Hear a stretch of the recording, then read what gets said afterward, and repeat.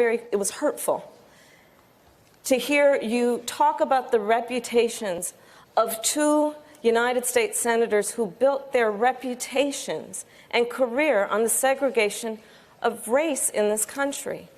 And it was not only that, but you also worked with them to oppose busing. Look, everything I've done in my career, I ran because of civil rights. I continue to think we have to make fundamental changes in civil rights. And those civil rights, by the way, include not just only African Americans, but the LGBT community. But Vice President Biden, do you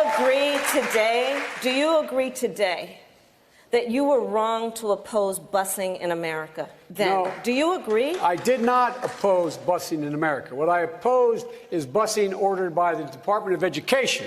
That's what I opposed. Well, there was a failure of states to integrate public schools in America. I was part of the second class to integrate Berkeley, California public schools almost 2 decades after Brown v. Board of Education. Because your city council made that decision. It was a local decision. So that's where the federal government must step in. That's why we have the Voting Rights Act and the Civil Rights Act.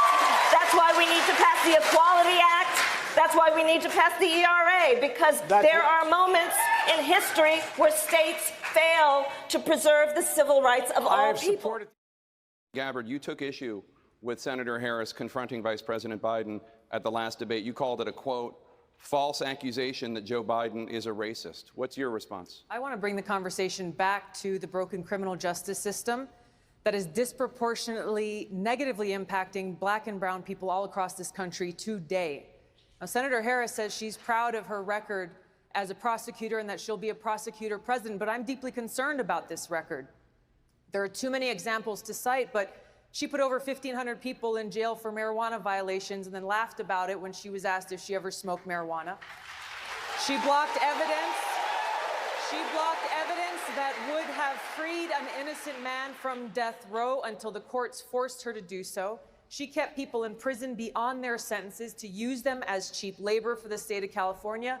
And she fought to keep cash bail system in place that impacts poor people in the worst kind of way. Thank you, Congresswoman. Senator Harris, your response?